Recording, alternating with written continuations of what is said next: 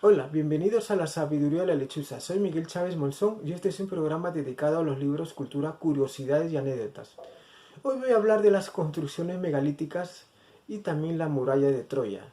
Esto último es un libro de la historia de Troya de Michael Clark del año 1897, además de algunos datos interesantes y curiosos. Cuando llegaron los españoles a las Américas, no solo vinieron con la soldadesca a conquistar, sino también vinieron con sacerdotes jesuitas para evangelizar a los lugareños y también con los escribas, quienes anotaban todo lo que sucedía. Cuando llegaron al templo de Coricancha en el Cusco, habían 700 láminas de oro, cada lámina pesaba 2 kilos. Tremendo oro que había en el templo y que fue saqueado. Cuando llegaron a Sacsayhuamán, a 2 kilómetros del Cusco, los escribas anotaron que esta era una obra hecha por los demonios, por las semejantes moles de piedra. La piedra más grande pesa 120 toneladas, ¿no? Y todas las piedras se encajaban unas con otras. La argamasa era perfecta, no entraba ni nada, ni una aguja entre piedra y piedra. Las piedras de Pumapunco, en Bolivia, a 20 kilómetros de Tiahuanaco, unas piedras enormes de 170 toneladas. La cantera está una cerca del lago Titicaca y otra a 90 kilómetros. ¿Cómo han podido traer estas piedras a este lugar? No se sabe. Otra de las grandes construcciones es Ollantaytambo, que queda al noreste del Cusco. Está al pie del río Patacancha, pero su cantera está al otro lado del valle, a unos 4 kilómetros, en la ladera de una montaña, y ahí sacaban las piedras. Piedras enormes de hasta 80 toneladas de peso. Tenían que bajarle por la ladera, cruzar el río y subir al valle del Ollantaytambo, que era una tarea ardua, difícil, porque era muy escarpada en esta parte del valle. Bueno, pero hay leyendas que dicen cómo fueron construidas. Unos dicen que eran un grupo de hierbas que amasadas producían un líquido que podían derretir la piedra y amoldarlas a su manera. Otra leyenda cuenta que estas piedras, estos monumentos han sido construidos por los dioses, ¿no? Y a través del sonido de una trompeta. Bueno, que el sonido de la trompeta elevaba estas piedras por los aires. Bueno, pues era fantástico. En el siglo X de Cristo hubo un historiador árabe, Abdul Hassan al-Maghida, en la cual da cuenta en su historia. En el antiguo Egipto había una forma de trasladar estas enormes piedras y era a través de unos pergaminos que se colocaban debajo de las rocas o al lado de las rocas y con unas varillas de hierro que golpeaban la roca. Estas enormes rocas eran trasladadas, ¿no? Y acá, bueno, se elevaban a través del sonido que hacían estas varillas. Bueno, aquí sí que es un dato interesante porque es una levitación del sonido. El sonido era el que elevaba estas piedras. Igual como la leyenda que es el sonido de la trompeta que elevaba estas piedras. Bueno, la levitación acústica actualmente existe, pero es para elevar solamente pequeños objetos. Ya se utiliza en la parte electrónica con estos dispositivos electrónicos muy pequeños, una goma o dispositivos pequeños, pero no para grandes pesos. A diferencia de la energía electromagnética, de los superconductores, en la cual pueden elevar enormes pesos como trenes. Estos superconductores tienen la propiedad de no producir resistencia, a diferencia de los conductores normales donde en el paso de los electrones produce una resistencia. Los electrones chocan uno tras otro y llegan pues, con los pelos parados al otro lado. Pero con estos superconductores no hay pérdida de energía, no hay calor. Y los electrones pasan libremente sin pérdida de energía. Gracias a estos superconductores que pueden haber esta levitación electromagnética. ¿Y cómo logran esta levitación? Bueno, a través del helio o del nitrógeno líquido para bajar la temperatura, a una temperatura casi al cero absoluto, 0 grados Celsius, que es la misma temperatura que hay en el espacio. Al bajar esta temperatura logran que estos se vuelvan superconductores y que no haya una resistencia. Hay trenes fabricados con esta levitación de superconductores en Japón. Trenes que van a 603 kilómetros por hora. Pasan por Tokio, Nagoya, Osaka en 67 minutos. Lo más sorprendente es que no tienen motores, no hacen ruido alguno, no hay contacto físico con ninguna regla ni nada. O sea, están levitando, están volando a 10 centímetros del suelo. Y el único ruido será pues, la fricción con el aire, ¿no? Tremendo adelanto de la ciencia. Pero en la levitación acústica no hay nada concreto, solamente para objetos pequeños. Acá en la muralla, en la historia de Troya, en la muralla de Troya, ¿quiénes construyeron la muralla y cómo lo erigieron? Acá está en la historia de Troya de este libro de Michael Clark, ¿no? Bueno, esto sucede en Troya, está situado en el estrecho de Dardanelos. Y da Dardanelos por el nombre al príncipe Dárdano, en la cual fue hijo de Zeus, del dios Zeus, que huyó de la isla de Samotracia, porque hubo una gran inundación y naufragó cerca de las costas de ahí. En esa época, en los primeros pobladores eran unos colonos de Tracia. El primer colono fue Teucro. Dárdano se casó con la hija de Treuco y formaron su propia región llamada Dárdano, en honor a su nombre, lógicamente. De ahí empieza la descendencia de Troya. El hijo de Dárdano fue Tro. El hijo de Tro fue Hilo. Hilo, como buen príncipe, participa en unas competencias atléticas en Fragia. Y se gana, compite y gana. Se gana, su premio ¿cuál era? 50 jóvenes y 50 criadas. O sea, 100 jóvenes y 50 criadas. 100 en total, ¿no? Bueno, en esa época existía la esclavitud. Es decir, la esclavitud por doquier. El rey de Fragia le regala una novilla moteada, donde le dice, en donde descanse esta novilla, vas a fundar tu reino. Así que déjala que vaya por donde la novia que desea, y el momento que se para, ahí vas a fundar tu reino. Bueno, el hilo va detrás de esta novilla hasta que en el lugar que descansa, bueno, acampa, ¿no? Hilo también es conocido como Ilión o como Ilián, y de ahí sale el nombre de la Ilíada de Homero, ¿no? Cuando descansa en esta zona era al pie del monte Ida, ¿no? Entonces, pues, tiene el sueño y le pide a los dioses, sí, es el lugar donde puede fundar su reino. Y al día siguiente aparece una estatua de madera que era de la diosa Minerva o Atenea, en la cual ahí funda el reino, y el reino de Troya.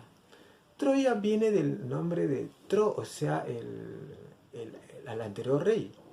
Al nombre de Tro, eso le llaman Troya, y a todo el lugar le llaman Troa. Después de Hilo, sigue en la descendencia, le sucede Laomedonte. Y después de Laomedonte sigue Priamo. Este último rey fue cuando sucede la batalla de Troya. Pero me voy a retroceder al rey Laomedonte, y es donde se erigen las murallas de Troya. ¿Y quiénes son los que participan en esto? Son dos dioses. El primer dios fue el dios Neptuno, o Poseidón para los griegos, Neptuno para los romanos. Fue castigado por Zeus por querer conspirar contra él. Quiso usurpar el poder. Zeus lo castigó y no pudo ir a su reino, que era el mar, castigado por un año, para hacer trabajos en Troya. El otro dios fue Apolo, el dios Apolo.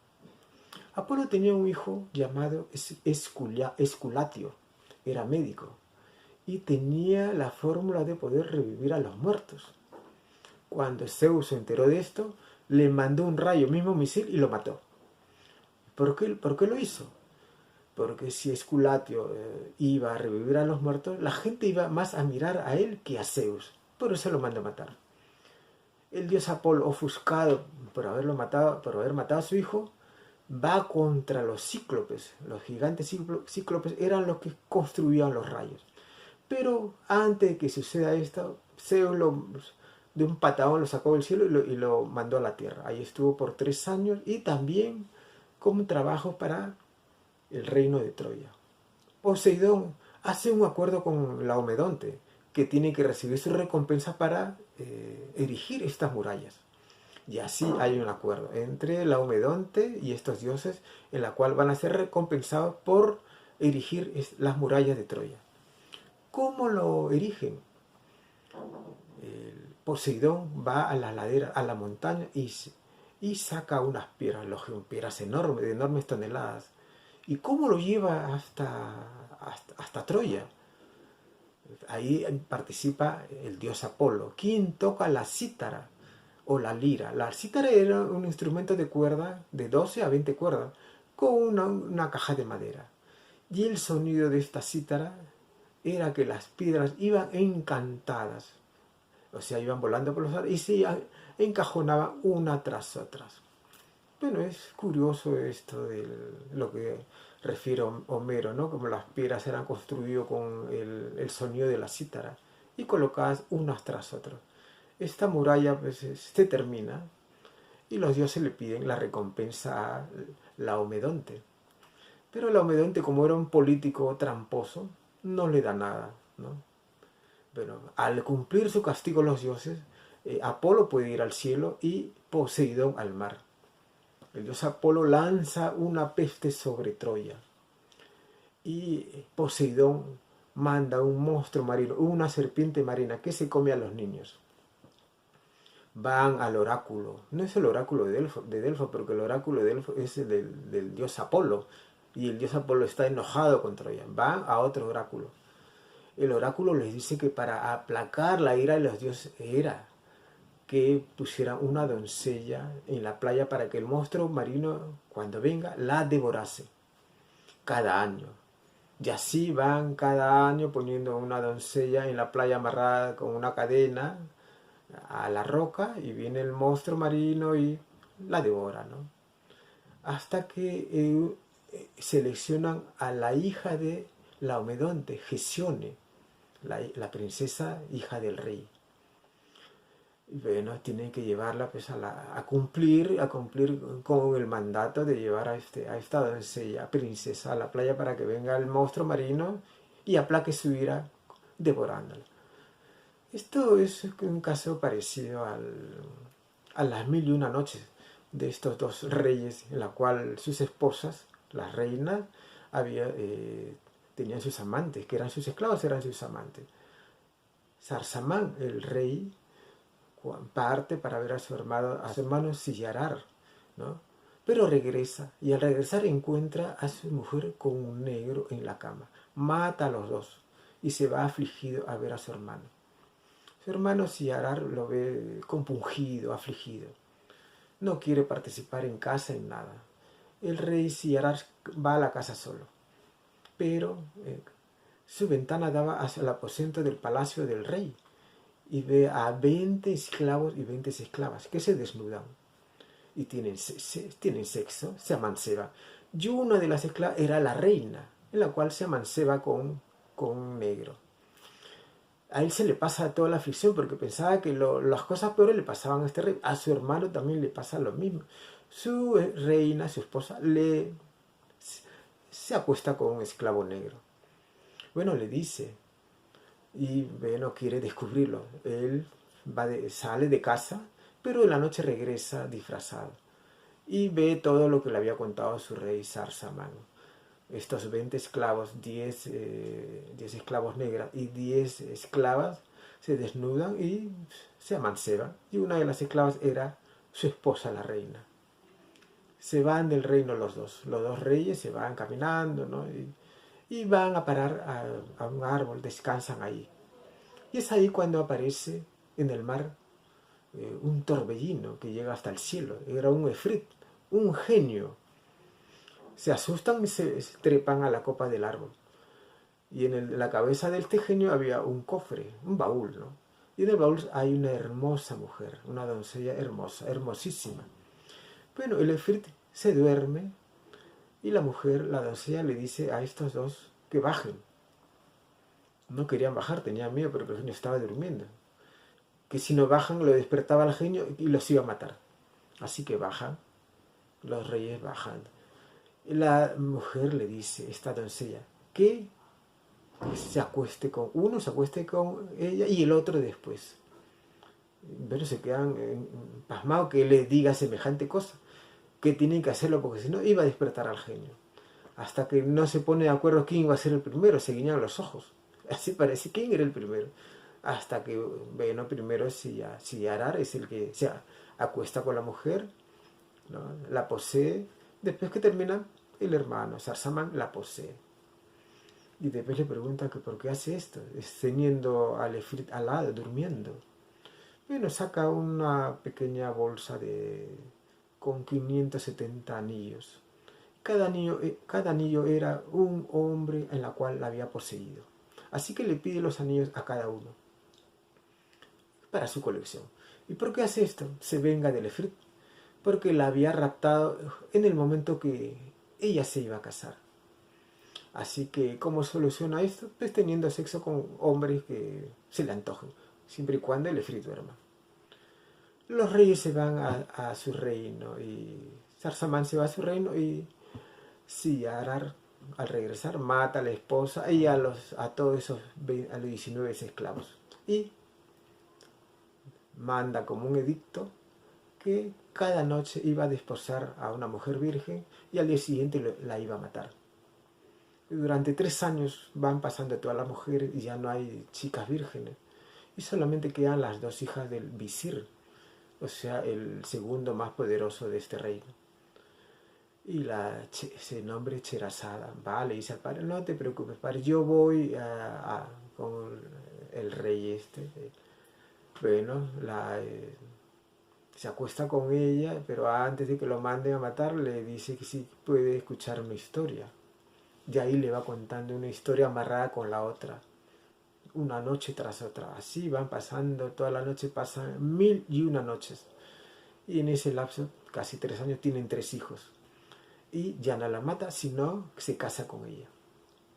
Hay un cuento de Allan Poe, que, bueno, Allan Poe pues escribe los cuentos de horror, como decía Borges, los maravillosos cuentos de horror de Allan Poe, donde hay un cuento que se llama el cuento 1002, en donde Cherazada no logra convencerlo al rey, y el rey manda a matar a Cherazada. Bueno, es una obra, pues, Poe siempre tiene sus cuentos de terror. Cuando ya volviendo pues a la historia de Troya, cuando el Gesione estaba lista para ser llevada a la orilla para que venga el monstruo marino, llega Hércules o Heracles, ¿no? Bueno, Hércules se compromete a matar a este monstruo marino, siempre y cuando le den los caballos de raza inmortal que tenía Laomedonte, que había heredado de su abuelo Tro. ¿Cómo había heredado estos caballos inmortales? Tro tenía un hijo llamado Ganímedes, que era un príncipe hermoso. Zeus no solamente cortejaba a las bellas hermosas de la tierra, también a los príncipes hermosos. Y Ganímedes era un bello príncipe. Se lo lleva al monte Olimpo. Bueno, es su amado porque es su amante, ¿no? Amante es el Zeus, el amado, el menor, es Ganímedes. Del mismo modo que fue Patroclo con Ulises. Tro, afligido porque su hijo no aparece, Zeus le regala estos caballos inmortales, caballos de raza inmortal. Laomedonte, que los poseía, promete darle a Hércules estos caballos siempre y cuando salve a la hija. Bueno, así que Sion está en la playa con la cadena amarrada a una roca y estaba Hércules con el traje de león que había pues, ahorcado ese león gigante. Y cuando aparece esta serpiente marina, Hércules se le va encima y lo mata con su clava, o sea, su cuchillo, ¿no? Salva a Isión. Bueno, y se va a reclamar estos caballos de raza inmortal. Pero la puerta de Troya estaba cerrada. y toca, y bueno, no le hacen caso, no sigue tocando, no le hacen caso. Y se da cuenta que ha sido engañado. Bueno, acá hay un dato interesante. Si una persona comete un error, tiene una mala experiencia, esta experiencia ayuda para que no lo vuelva a cometer. Si lo vuelve a hacer, bueno, se llama ser un necio. Pero un tramposo o un engañador como era Laomedonte, pues no tiene escrúpulos. Así que le engañó a Hércules, no le da los caballos de raza inmortal. Pero como Hércules tenía que regresar a Grecia, en cualquier momento iba a regresar con un batallón para vengarse. Y así fue. Regresa con un escuadrón y con una flota y toman por sorpresa Troya y mata a Laomedonte y mata a toda la familia del rey, a sus hijos, menos a dos. A Viciana, que era la doncella, la princesa a la cual él salvó, y a Priamo, porque Priamo le decía al padre que tú tienes que cumplir el pacto que has quedado con Hércules. Siempre quería persuadirlo, pero Laomedonte era un tramposo. Salva a Priamo también. Este Priamo fue el último rey de Troya, justo cuando acontece toda la guerra de Troya. Bueno, el Priamo se casa con Hécuba, ¿no? Y tiene 19 hijos. El primer hijo fue Héctor, el más valiente. Otro de los hijos era Paris, que trajo la destrucción en Troya. Bueno, hasta aquí esta parte del video. En el próximo video voy a hablar sobre un cuento de Jorge Luis Borges, un grande de la literatura, el inmortal, además de células inmortales y animales inmortales. Acá en la Tierra, por supuesto, pero en otro planeta yo no conozco animales inmortales. Así que gracias, suscríbanse, denle like, hasta la próxima.